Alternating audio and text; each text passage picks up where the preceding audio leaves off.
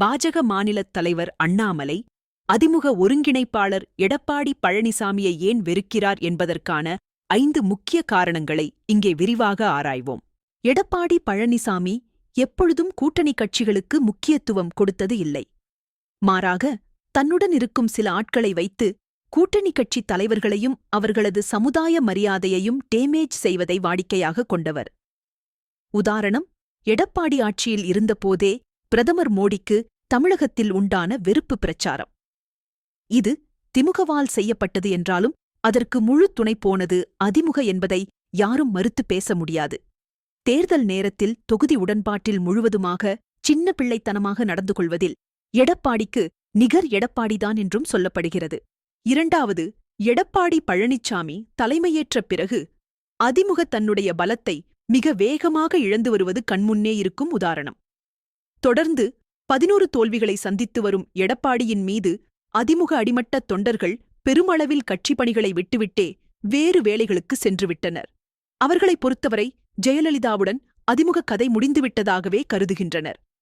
கிளை செயலாளர்கள் பக்கம் தற்போதைய அதிமுக தலைவர்கள் முகம் திருப்புவதே இல்லை. மாறாக சவுக்கு சங்கர் போன்ற யூடியூபர்களுக்கு ஊட்டம் கொடுத்து போலி பிம்பத்தை உருவாக்குவது மட்டுமே எடப்பாடி செய்து வருவதும் ஒரு காரணம்.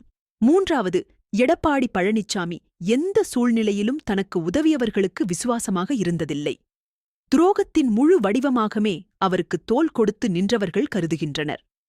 இந்த காரணம் திரு பன்னீர்செல்வம் மற்றும் சசிகலா விவகாரங்களில் மட்டுமல்ல, பிரதமர் மோடிக்கு எடப்பாடி செய்த துரோகங்கள் மன்னிக்கவே முடியாதவை. 2024 தேர்தலில் பிரதமர் மோடி தன்னுடைய வலதுபுறம் அமர வைத்து அழகு பார்த்தார். ஆனால் மறைமுகமாக திமுகவுடன் உடன்பட்டு எஸ்டிபிஐ கட்சியுடன் கூட்டணி சேர்ந்து பாஜகவை கழட்டிவிட்டு திமுகவுக்கு உதவினார்.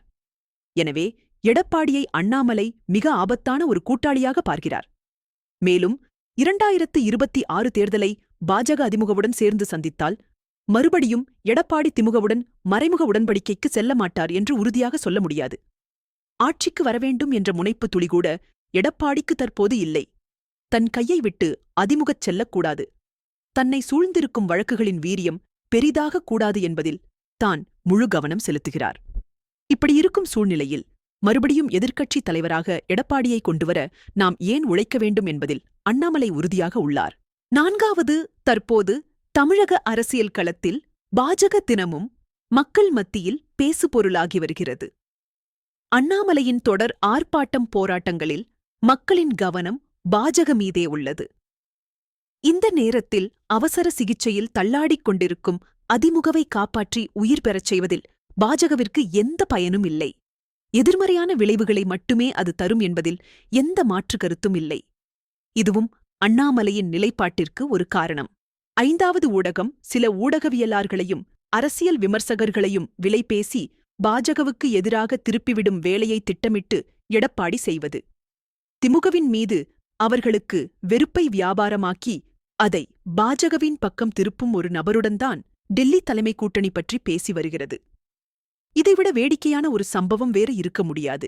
கட்சியை கிளையளவில் பலப்படுத்த முடியாத பாஜவின் 2ஆம் கட்ட தலைவர்கள் அதிமுகவின் முதுகில் சரிசெய்து சட்டமன்ற உறுப்பினர்கள் ஆகிவிடலாம் என பகல் கனவு காண்கின்றனர்.